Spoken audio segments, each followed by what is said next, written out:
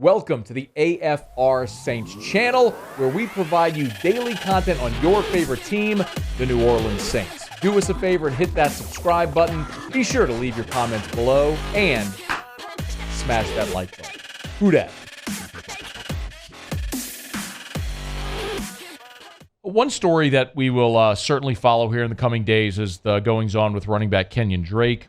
If you haven't heard, Kenyan Drake, former Alabama running back, who's been with the Las Vegas Raiders for the past season, told the Associated Press that he had a phone call with the general manager of the Raiders, Dave Ziegler, who called him personally to let him know that the team was going to move on.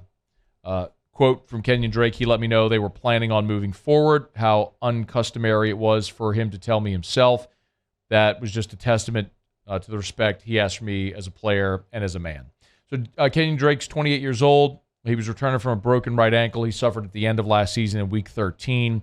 He had played in all three of the Raiders' preseason games, but the reality is the Raiders are in a situation where they have a very crowded room. Drake was brought in by John Gruden and Mike Mayock. They obviously are no longer there. Bring in Josh McDaniels and a new general manager. They still have Josh Jacobs, who was a former Pro Bowler. They brought in Brandon Bolden from New England. Of course, Josh McDaniels has a relationship there. They drafted two running backs this year, Zamir White from Georgia and Britton Brown from UCLA. They've got veterans Amir Abdullah, Austin Walter. Jacob Johnson is there as well, who was a fullback with the New England Patriots, where Josh McDaniels was prior. Kenyan Drake said, quote, they had their guys. I mean, they drafted two running backs. They brought in two other running backs, all who I have admiration for. I have respect for their game, so I have nothing bad to say about the organization with how they decided to move. First of all, respect to Kenyan Drake handling this like a total pro. I mean, I don't know that you could ask anything more from a player than how Kenyan Drake has handled this news.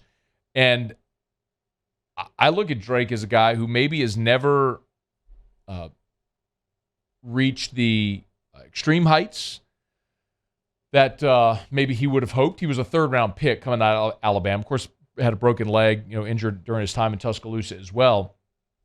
But he's a guy that really got starter reps only once, and it was the COVID year in Arizona. And he ran for just under 1,000 yards and 10 touchdowns. But in his by committee role throughout his career, he's been a productive back.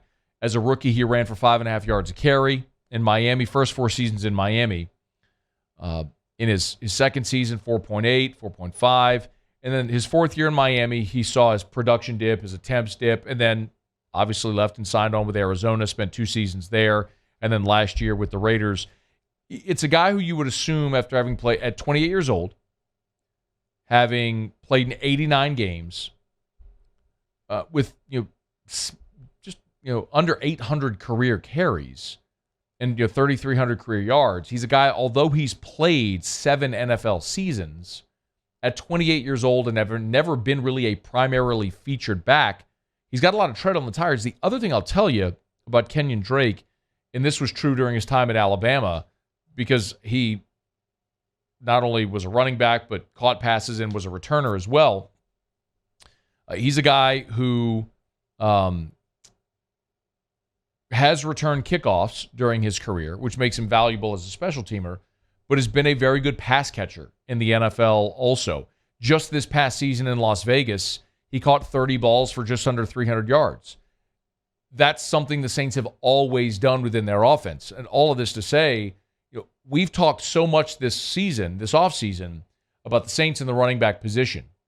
And the Saints have made that a target, and they have really made an effort in this offseason to try to sign free agent running backs. They've brought in guys for workouts, and it just hasn't worked out to this point to bring in a veteran backup.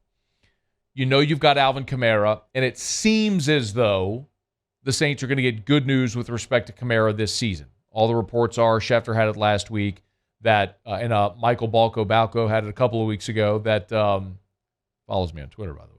That I don't know who he is. That the Kamara suspension likely, any punishment likely wouldn't come till 2023. I'm very adamant about this. I'm not bullish on Mark Ingram at this point in his career.